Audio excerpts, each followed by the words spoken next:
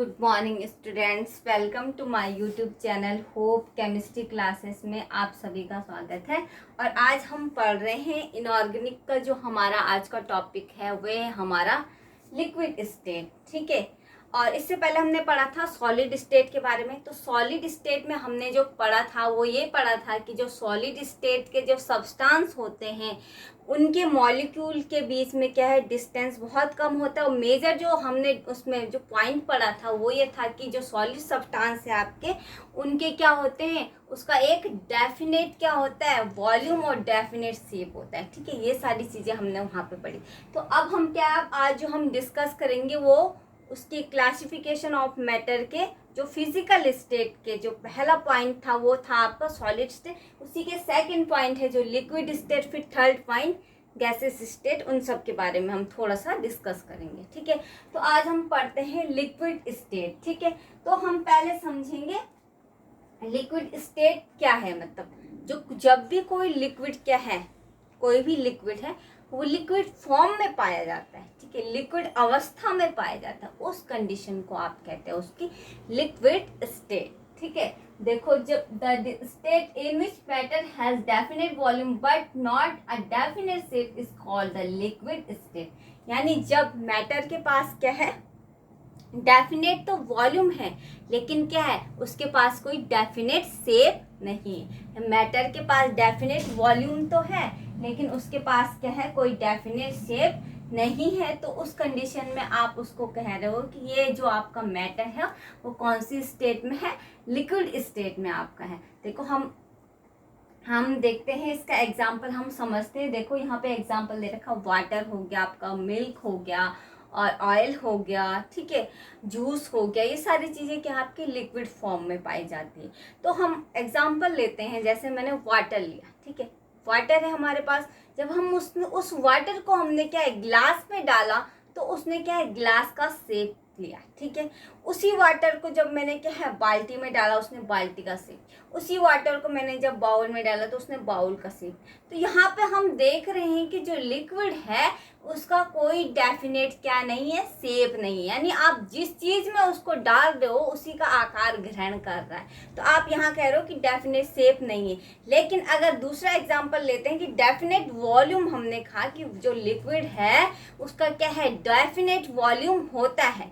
तो definite volume होता है तो फिर जब आप कोई लिक्विड आपने लिया, लाइक मैंने वाटर लिया, तो वाटर को अगर मैं नीचे फर्श में क्या है उसको गिराऊंगी तो क्या वो पूरा सरफेस को कवर करेगा। मतलब जितना उसे सरफेस कवर करना होगा ना उतना करेगा। तब चाहे आप गिलास से डालो, ठीक है, कटोरे, तब आप कटोरे से डालो, गिलास से डालो, या फिर किसी बाल्टी से डालो या बाउल से डालो। ठीक है, तो यानी उसका जो वॉल्यूम होगा वो क्या होगा, डेफिनेट होगा। यानी उसको क्या है, जितना सरफेस कवर करना होगा वो उतना सरफेस कवर करेगा ही करेगा। ठीक है, तो उसे डिपेंड नहीं करता है कि आपने कौन सी चीज से वाटर को क्या है सरफेस पे गिराया है। ठीक है, वो उस पर डिपेंड नहीं करता। तो यानी कहने का मतलब सिर्फ इतना है कि वाटर जो लिक्विड है उसका क्या है, शेप क्या होगा, शेप क्या होगा, इनडेफिनेट। यानी उसका डेफिनेट शेप नहीं होगा, लेकिन क्या है, वॉल्यूम क्या होगा, डेफिनेट होगा।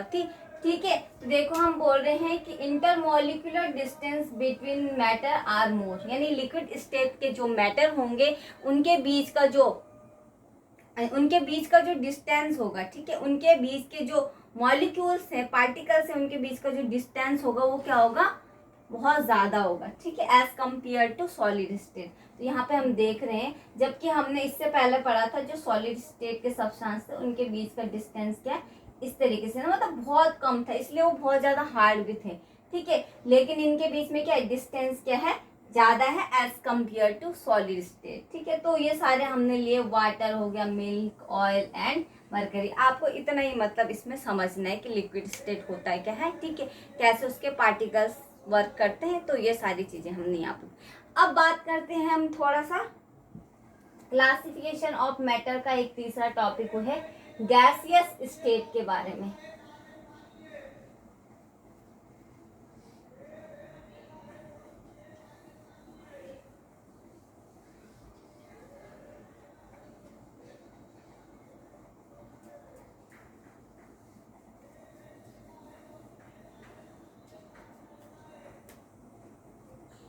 अब बात करते हैं, तीसरा जो पॉइंट है वो है gaseous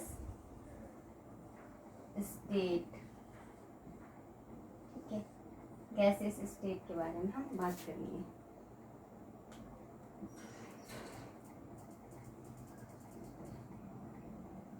When the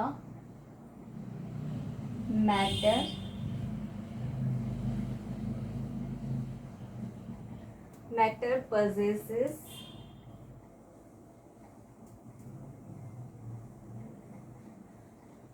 a neither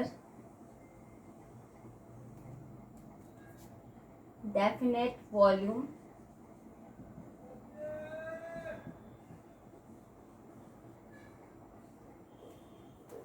nor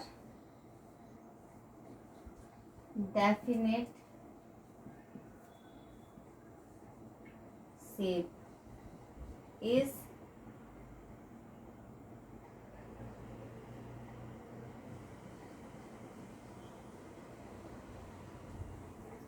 called gaseous state।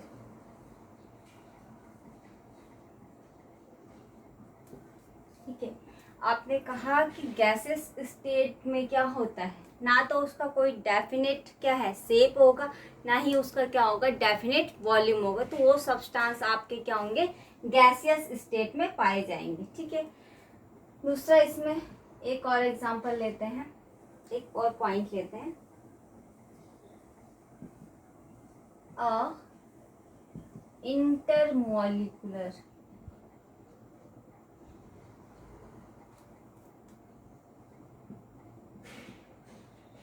distance between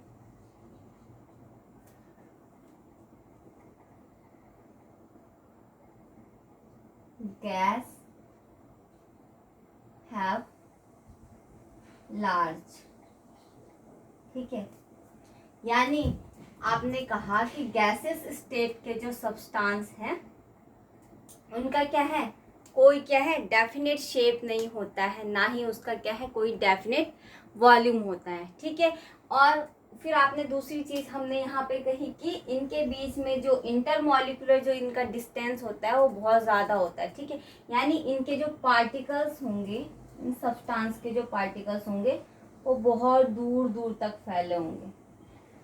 ठीक है, इस तरीके से ये सब्सटेंस क्या फैले रहते हैं। हम देखते हैं ना गैस पूरी तरीके से क्या हवा के साथ फैली होती, तो क्या है हम उसको पकड़ नहीं सकते कि उसका शेप कितना है, कितना उसका वॉल्यूम है। ठीक है, तो यानी जब उसका कोई शेप नहीं है, यानी आप उसको गुब्बारे के अंदर भर रहे हो तो गुब्बारे का शेप ले लो, आप किसी टायर के अंदर हो टायर का शेप, तो यानी कोई शेप है ही नहीं, ना ही उसका कोई वॉल्यूम है कि हम उसको पकड़ पाते। तो यानी जो गैसेस होते हैं आपके, उनका ना तो क्या है कोई डेफिनेट शेप होता है और ना ही क्या है डेफिनेट वॉल्यूम होता है, क्योंकि वो इस तरीके से फैली हुई होती है।